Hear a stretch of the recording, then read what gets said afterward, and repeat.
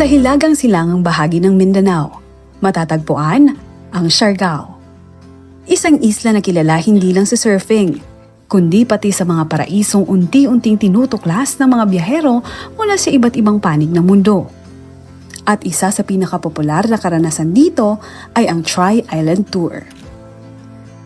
Maradyaw na adlaw sa idyo na tanan mga kabrigada, delightful Philippines. We are now here at the Boulevard of General Luna, Siargao Island, kung saan i-experience natin ang Tri-Island Tour dito sa isla. And this tour is brought to you by Siargana Glen Travel and Tours.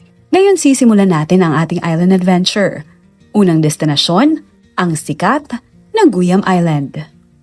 Ilang minuto lamang mula sa General Luna, mararating ang Guyam Island. Isang maliit, ngunit napakagandang isla na napapalibutan ng malinaw na tubig at puting buhangin. Habang papalapit kami sa isla, agad naming napansin ang relaxing atmosphere nito. Tahimik, presko, at tila humihinto ang oras. Bukod sa magandang tanawin, mas nagiging espesyal ang isang biyahe dahil sa mga taong nakakasalamuha mo. Sa aming pagbisita sa Guyam Island, ay nakilala namin ang mga magbabarkada na galing pang Maynila. So we attended the wedding, daughter ng aming barkada rin, na high school din. Kaya napunta kami ng Siargao. Actually, we've been around the world almost, di ba?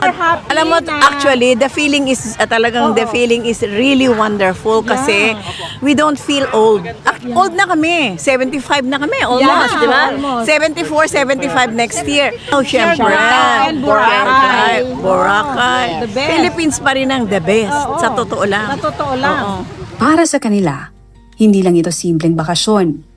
Isa itong pagkakataon para muling mabuo ang samahan habang sabay-sabay na tinutuklas ang ganda ng Siargao.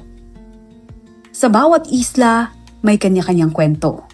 At minsan, ang pinakamagandang parte ng paglalakbay ay ang mga taong nakikilala mo sa daan. Simple lang ang Guyam Island, pero dala nito ang klase ng experience na hindi madaling kalimutan. At dito nagtatapos ang unang bahagi ng ating Tri-Island Tour. Sa susunod na episode, dadalhin naman namin kayo sa isa namang magandang isla dito sa Siargao.